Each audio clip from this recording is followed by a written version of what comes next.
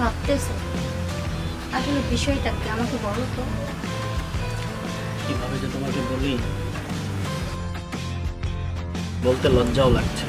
আরে আমার সামনে এত লজ্জা পাওয়ার কিছু নেই, বলো কি ভাবছিলে? ভাবছিলাম তোমার পাওনা নিয়ে। আমার পাওনা মানে? ঠিক বুঝলাম না, বুঝিয়ে বলো। তোমার দেনমোহরের কথাটা ভাবতেছিলাম। ও, এই কথা? তা নিয়ে এত চিন্তা করার কি আছে? শর্মিলা, আমার ফ্যামিলি চাচ্ছে আয়োজন করে বিয়ে করতে।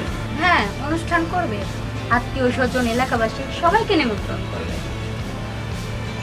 হ্যাঁ, অলরেডি সবাইকে দাওয়াত করেছি। কিন্তু আমার দেনমোহর নিয়ে তুমি ভাবছিলে কেন? আমার সেভিংসের টাকা বিয়েতে খরচ হলে দেনমোহরের জন্য অবশিষ্ট কিছু থাকবে না। আমি কি তোমার থেকে দেনমোহরের টাকা চেয়েছি? তুমি না চাইলেও ভাসর ঘরে দেনমোহরের টাকা তোমার প্রাপ্য।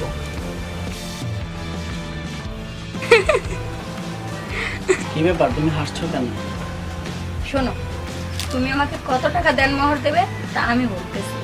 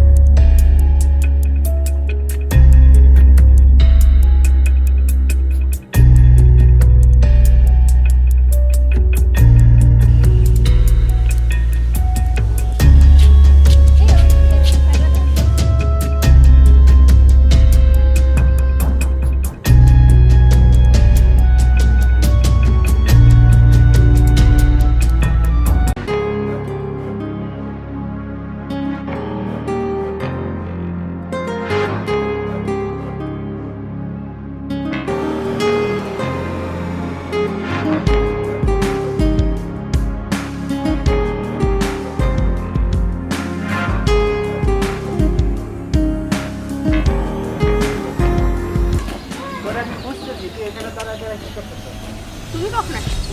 এই যে মেট্রো আসলাম। তা কি করতেছিস তুই ছাদের উপর একা একা হাঁটতেছিস? এই তো গাছে পানি দিলাম। আমাদের গাছটা না মারা যেতেছে না, সামনে আসতে গাছটা মনে হয় মারা যাবে রে। হ্যাঁ, এরকম দেখেই তো গাছে পানি দিচ্ছি। খাওয়া দাওয়া করছস? হ্যাঁ, খাওয়া দাওয়া করছি। এই সময় একটু বিশ্রাম নিয়ে ভালো লাগবে। এখন একটু বিশ্রাম নে, যা, বিশ্রামের প্রয়োজন আছে। চল। ঠিক আছে।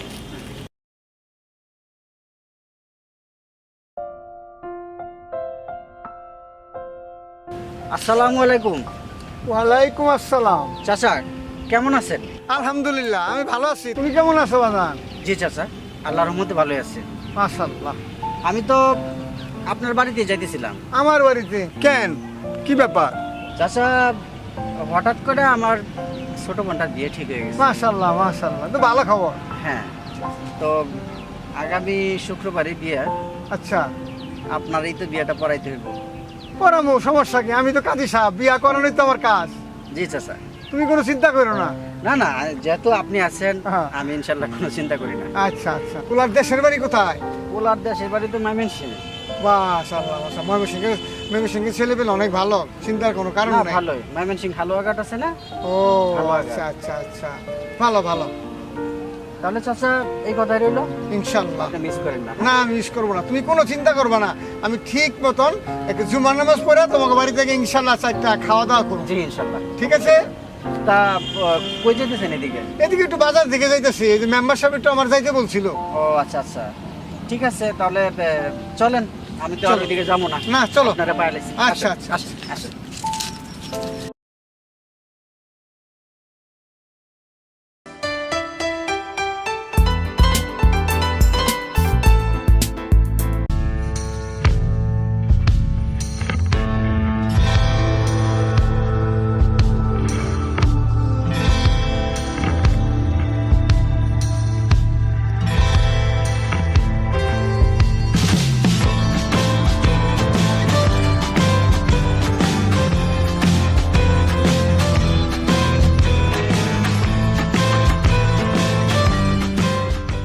এত অল্প টাকায় আমি কোনো জায়গায় আমি দেনমোহর দেখি না, এটা সম্ভব না।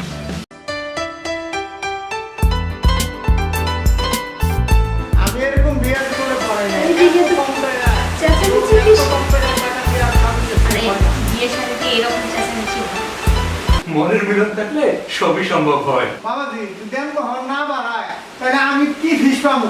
সরকার এটা কি দিব? আমি বা কি পাবো? আপনি আছেন আপনার কিসের চিন্তায়? আমি ভাবতেছি এইভাবে কি বিয়ে শাদী হয় নাকি? কোনো জায়গায় দেখছেন? তো বসেন, দেই আমি কি করা যায়। আমি তো বোনের সাথে কথা বলি। কথা হতো তাতে একটা সিদ্ধান্ত করো।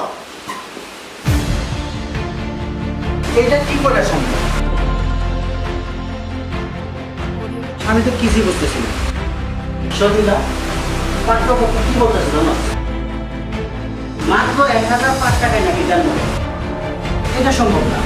ভাইয়া 1005 টাকা দেন মোহর, এটা আমারই সিদ্ধান্ত। তুই পাগল নাকি? হ্যাঁ, মাত্র 1005 টাকায় এত কম দেন মোহরে?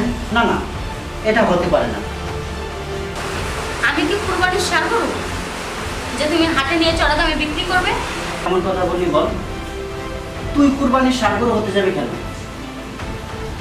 তাহলে দেন মোহর কম বেশি কথা উঠলো কেন? তাই বলে এত কম টাকায় হয় নাকি? হয় না। ঠিক আছে বলো শুনি, আমার দাম কত আর কত টাকা হলে তুমি আমাকে দিয়ে দিবে? শর্মিলা, মানুষ অমূল্য, মানুষকে কখনো টাকা দিয়ে মাপা যায় না, টাকার সাথে তুলনা করা যায় না। আর দেনমোহর হলো একটা নারীর সিকিউরিটি। শোন, কোনো স্বামী যদি তার স্ত্রীকে নগদ দেনমোহর দিতে না পারে, বিয়ের পরবর্তীতে ওই স্ত্রীকে স্বামী যদি ডিভোর্স দিতে চায়, ডিভোর্স দেওয়ার আগে সে 100 বার চিন্তা করে। কারণ এই দেনমোহরের জন্য ডিভোর্স দিতে গেলে দেনমোহরের টাকা সাথে সাথে স্ত্রীকে দিয়ে দিতে হবে। এটা ইসলামিক আইনে এটা বউয়ের প্রাপ্য। তাই আমি মনে করি দেনমোহর হলো একটা স্ত্রীর সিকিউরিটি, গ্যারান্টি। শোনো ভাইয়া, এখন যদি তুমি মোটা অঙ্কের দেনমোহর ধার্য করো, তাহলে সে কি আমাকে দিতে পারবে? পারবেন। ইসলামের আইনে সংসার শুরু হওয়ার আগেই দেনমোহর শোধ করতে হবে। অনেক স্বামী নগদ দেনমোহর দিতে পারে না ভাইয়া, গহনা বাবদ কিছু ওষুধ দেখায় আর বাকিটা রেজিস্টার খাতায় পড়ে থাকে। তুই যাই বলিস বোন, একটু চিন্তা করে দেখ, এভাবে বিয়ে হয় না। মনে করো ভাইয়া, বিয়ের পর স্বামী আমাকে পছন্দ করছে, আবার মোটা অঙ্কের দেনমোহরের জন্য ডিভোর্সও দিতে পারতেছে না। এরকম দয়ার জীবন আমি চাই না। যদি কখনো দ্রুত হয় তাহলে আমি নিজেই চলে আসবো। কারণ যে মানুষটাকে নিয়ে আমি ঘর সংসার করতে পারি, তার টাকা পয়সা নিয়ে বাকি জীবন কাটাবো, এতটা স্বার্থপর আমি হতে পারবো না ভাইয়া। আমি লেখাপড়া দেবো, আমি চলতে পারবো। ঠিক আছে বোন, তোর সুখী আমার সুখ। আল্লাহর কাছে কামনা করি সারা জীবন তুই সুখে থাক। ঠিক আছে, তুই যে দেনমোহর ধার্য করেছিস সে 1005 টাকায় তোর বিয়ে হবে। আল্লাহ তোকে সুখী রাখুন। হ্যাঁ ভাইয়া, তাই করো। সুখে রাখার মালিক তো আল্লাহ, কপালে সুখ থাকলে এমনি সুখী হবে। ঠিক আছে বোন, ও কত দেরি হয়ে গেল, আমরা তো হাঁটা বাতি যায়। তাহলে তোর কথাই হবে। হ্যাঁ, আমি ওই পাশে যাই, গিয়ে হলে তাহলে ফাইনাল করি। তুমি থাকো বসে। পার হয়ে যেতেছে, আমার তো অন্য কাছে কাজ আছে। চাচা একটু অপেক্ষা করেন, একটু ধৈর্য ধরেন, হয়ে যাবে এবং সিদ্ধান্ত এটাই আসবে ফাইনাল। ভাইয়া না বসে কি খবর বাতিরা, কি সিদ্ধান্ত করলা চাচা, বলো? দেন হয়নি কেন? 1005 টাকা। হায় হায় হায় হায়, এটা কয় কি? 1005 টাকা দেনমোহর দিলে আমি কেমনে শুনুন? কমিশন কয় টাকা পাবো? আমার বাল বাচ্চা কি খায় বাঁচবো? তুমি এটা কি কইতাছ? চাচা, আপনি আপনার বাল বাচ্চার কথা চিন্তা করতেছেন না, আমি চিন্তা করতেছি আমার বোনের কথা। আমার বোন সুখে থাক, আমি এইটাই চাই। এখানে দেন হওয়ার কোনো বিষয় না। আচ্ছা ঠিক আছে, আপনি চিন্তা করেন না, আপনার ফিস তো কম হইতেছে নাকি? চিন্তা করেন না, আমি আপনার অনেক বেশি ফিস আমি দিয়ে দিব, বকশিস দিতে যাবো। আলহামদুলিল্লাহ, তাইলে আমার কোনো সমস্যা নাই, আমার ব্যাংক পাই দিও।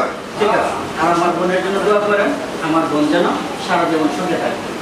আচ্ছা, তোমার সিদ্ধান্ত আমার সিদ্ধান্ত, তোমরা খুশি থাকলে আল্লাহ খুশি, আমিও খুশি। আলহামদুলিল্লাহ।